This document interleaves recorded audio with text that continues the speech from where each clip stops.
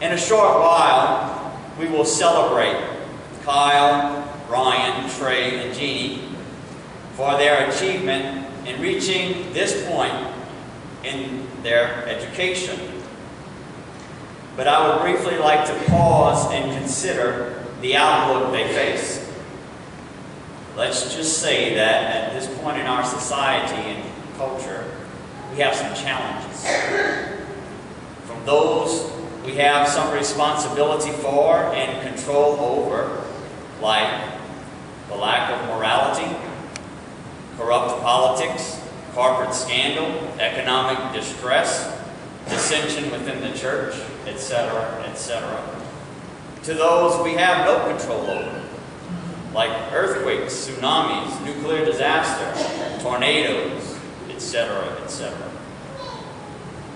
Yes, we have our share of challenges that we face in a global culture. I bring this up not to rain on these young people's celebration, but to express the need there is for their service in our society. Now, each one of you has a unique contribution you can make as part of a solution to these problems. We here with you pray that you live and learn to further develop those qualities over the next few years of your life. The decisions you make over these next few years will shape the rest of your lives. Make them prudently. If we look at history, when times as these have manifested themselves, we see repeatedly that God presents heroes, both in the church and in the world, to come forward to overcome them. This, I believe, is the way God and the church desires for us to approach them. The approach is well stated by St. Catherine of Siena, doctor of the church. Be who God meant you to be, and you will set the world on fire. There would be two cultural maladies I would want you to be aware of that are very prevalent today that should be eliminated in order to ascribe to this directive of St. Catherine. The first would be mediocrity. Today, especially among the youth, there is such an extreme quest for mediocrity, just to fit into the world. We remember that St. Paul guards us against conforming to the world. The opposite is not necessarily a quest for notoriety or fame, but as St. Catherine points out, to become what God calls you to be. Heaven knows we are in dire need of young men and women of strong character and morals for the future of our country and society. Put another way, we have an abundance and excess of pleasure-seeking, lukewarm, mild Christians in our society. We are in need of young Catholics on fire. Secondly, and somewhat resulting from this bold quest for mediocrity, watch for the compromise of your gender identity. And God created man to his own image. To the image of God, he created him, male and female, he created them from the Genesis account. Very distinctly, he created you, equal in dignity but distinct, different in identity.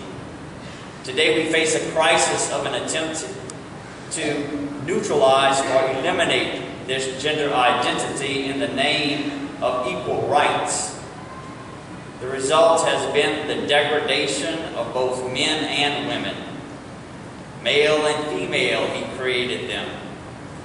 If they were the same, why would he have made them different? Men, be masculine, bold, courageous leaders. Ladies, be feminine, nurturing, supportive, and beautiful. Under the guise of equality, men and ladies have compromised their identity to the detriment of them both. A man does not make a good woman. A woman does not make a good man. We see many men today who tend to be mild and passive, and many women who are aggressive and bold. A man does, again, the quote of St. Catherine, Be who God meant you to be, and you will set the world on fire. The power of the masculine man is impressive, but pales in comparison to the power of a truly feminine woman. The hand that rocks the cradle rules the world, as the old adage goes. The neutralizing and crossing of genders has made both men and women weak and ineffective. And that this has most obviously affected the family, as evidenced by high divorce rates. And the children are the ones who suffer the most from this. To bring solutions to the challenges of this age, we need young men and women who are truly what God meant you to be, in the words of St. Paul. I often have said that success in today's world doesn't so much depend upon extraordinary intelligence or university degrees, but more so on skills and character. A young person with strong character today is way ahead of the pack before the starting gun is even fired. And the vast majority of the time, that person is much happier than others with weak character. Maintain and uphold the strong character that you have been trained with in your homes and as students of St. Francis Academy. We're going to send you off momentarily with onward Christian soldiers. You are going to be hereby graduates of St. Francis Academy Special Forces. Make us proud.